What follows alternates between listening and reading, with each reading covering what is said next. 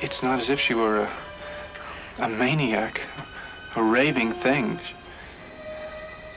The cameras saw a perfect Norman Bates. Behind the lens, a different man emerged. Hollywood's favorite psycho killer harbored secrets of his own. What no one planned for was how these secrets would shape his legacy. In the unforgiving glare of Hollywood's golden age, Anthony Perkins became an icon for a single, shattering performance. As Norman Bates in Alfred Hitchcock's Psycho 1960, he didn't just play a role. He embedded himself into the cultural psyche, a boyish face masking a monstrous secret. Yet behind the mother-obsessed character lay a real-life Oedipal complexity that would define Perkins' entire existence. The image promised a chilling villain. The life demanded a performance of a different sort, one that would ultimately cost him his authenticity, his freedom, and perhaps his life. How did a man so visible to millions remain so invisible to himself? This is the story of the man behind the motel, the hidden life behind the horror, and the quiet tragedy of a star trapped in a role he could never escape.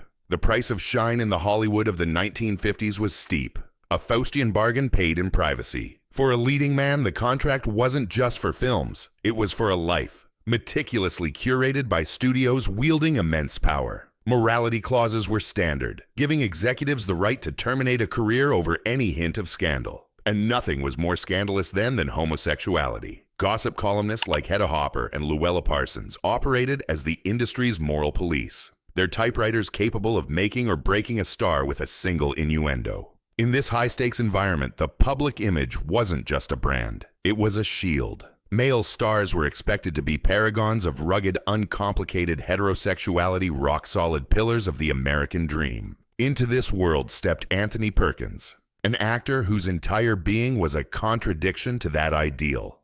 He was sensitive, intellectual, and possessed a delicate, almost ethereal beauty. The glamour of stardom promised him the world, but the private cost demanded a lifelong performance. A constant, exhausting negotiation between the man he was and the man the world demanded he be. The stage was set for a conflict that would play out over 4 decades, hidden in plain sight. Born in New York City in 1932, Anthony Perkins was just 5 when his father, the acclaimed stage actor Osgood Perkins, died suddenly of a heart attack. This early abandonment cast a long, defining shadow over his life, leaving him adrift in the overwhelming presence of his mother, Janet Esselstyn Rahn.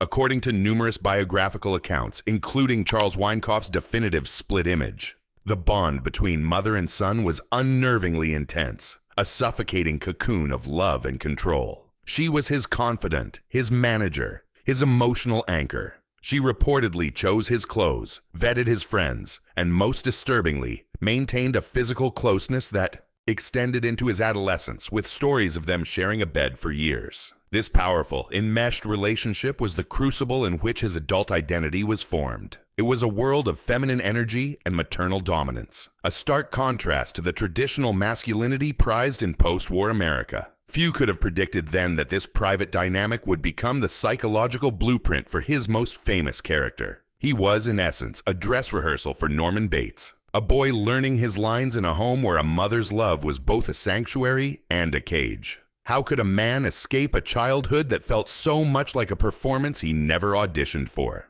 Perkins' ascent was a masterclass in controlled vulnerability. After studying acting at Columbia University and Rollins College, he made a stunning Broadway debut in 1953's Tea and Sympathy, a play about a sensitive boy accused of homosexuality at a boarding school. The role was a chillingly apt preview of the tensions that would define his life. His breakthrough film came 3 years later with Friendly Persuasion, a gentle Civil War drama where his portrayal of a pacifist Quaker son earned him an Academy Award nomination for Best Supporting Actor. Hollywood had found its new type, the gentle, neurotic, poetic intellect. Paramount Pictures signed him and immediately began shaping this persona. He was the antithesis of the Brando-esque brute. He was the boy you wanted to protect, not desire. But this carefully crafted mask was a double-edged sword. It allowed him to channel his genuine anxiety and introversion into his work. Yet it also became the perfect cover for the secret he guarded most fiercely.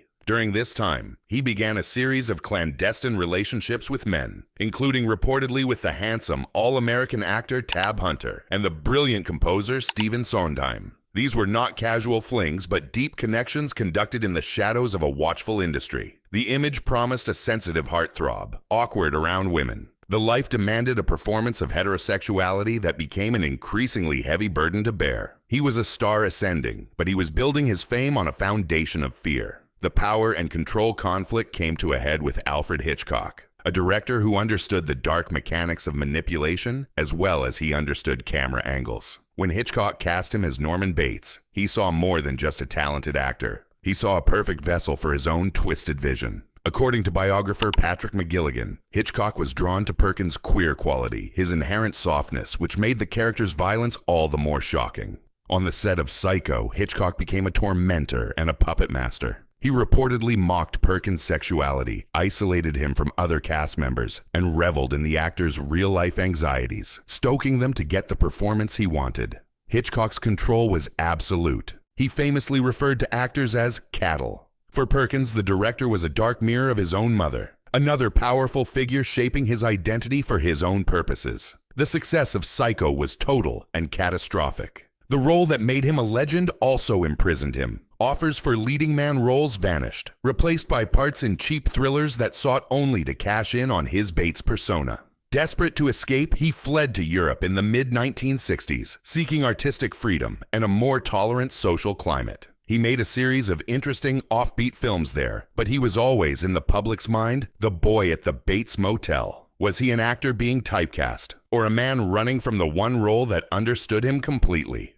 The line had blurred beyond recognition. What the public saw in the 1970s was a career in quiet decline, an actor taking roles in forgettable films to simply keep working. What insiders witnessed was a man in the throes of a profound and desperate personal escalation. The conflict between his public persona and private desires had become unbearable. According to biographical accounts, Perkins, in his anguish, sought to cure his homosexuality, a tragic reflection of the era's pathologizing of queer identity. He reportedly underwent extensive psychoanalysis and at one point even submitted to aversion therapies, including electroshock treatments, in a futile attempt to rewrite his fundamental nature. The psychological toll was immense. Then in 1973, he met Barry Berenson, a beautiful, intelligent photographer and actress. Their relationship was not a simple Hollywood arrangement, it was a complex and genuine love story. Berenson was reportedly aware of Perkins' sexuality, and in him, she found a sensitive, wounded soul she could nurture and protect. They married in 1973 and had 2 sons, Oz and Elvis. For a time, it seemed he had found a form of peace, a stable family life that offered an anchor. But the old life did not disappear. Perkins continued to seek out encounters with men, often in furtive, high-risk situations. The double life he led was a tightrope walk over a chasm of potential exposure and ruin. Then came the diagnosis that would change everything. In the early 1980s, Anthony Perkins learned he was HIV positive. In an era of panic and misinformation, an AIDS diagnosis was a death sentence, and the associated stigma was a force more destructive than any gossip columnist. The glamour of his legacy had finally collided with the brutal private cost of his secrets. The breaking point was not a single dramatic event, but a series of quiet, pragmatic choices that would define his final act. Rather than retreat from the world to live out his days in secret, Perkins made a surprising decision. He would return to the role that had both made and broken him. In 1983, he agreed to reprise Norman Bates for Psycho 2, a film he initially resisted but ultimately embraced. As a necessity, it was a decision born of multiple needs: to provide financial security for his family, to work while he still could, and perhaps to confront his own mortality by inhabiting the character that was so inextricably linked to his public identity. According to his son, Oz, his father approached the sequels with a sense of dark irony and professionalism. He was not just playing Norman Bates again, he was reclaiming him. He would go on to star in Psycho 3, 1986, which he also co-wrote, and make a cameo appearance in the ill-fated Psycho 4, The Beginning, 1990. These were not great films, but they were a testament to Perkins' resilience. He was no longer running from his legacy, he was integrating it. What no one outside his inner circle knew was that throughout these productions he was living with AIDS, his health slowly deteriorating. In choosing to work, to perform, to be seen as Norman Bates one last time, Anthony Perkins crafted his own ending. It was an act of profound reinvention, transforming the monster that had haunted him into a companion for his final journey. The consequences of Perkins' choices rippled through his legacy in ways that continue to unfold. When he died from AIDS-related complications on September 12, 1992, at the age of 60, his wife, Barry Berenson, made the courageous and compassionate decision to publicly disclose the cause of death. In doing so, she humanized a disease that was still shrouded in fear and shame, using her family's platform to fight the stigma that had defined her husband's secret life. The tragedy of the Perkins family did not end there. In a twist of horrific fate, Barry Berenson was aboard American Airlines Flight 11 on September 11, 2001, the first plane to strike the World Trade Center. Her death linked the family's private sorrow to a national trauma. Their sons, Oz and Elvis, have both forged paths in the arts, but it is Oz who has most directly engaged with his father's psychological legacy. As a writer and director of deeply atmospheric horror films like The Blackcoat's Daughter and Gretel and Hansel, Oz explores themes of identity, possession, and familial dread with a sophistication that feels like a continuation of his father's work. The public image of Anthony Perkins remains frozen as Norman Bates, but the private man, the artist, the father, the man caught between eras and identities is slowly emerging from the shadows. His story now understood not as a Hollywood footnote, but as a profoundly human drama.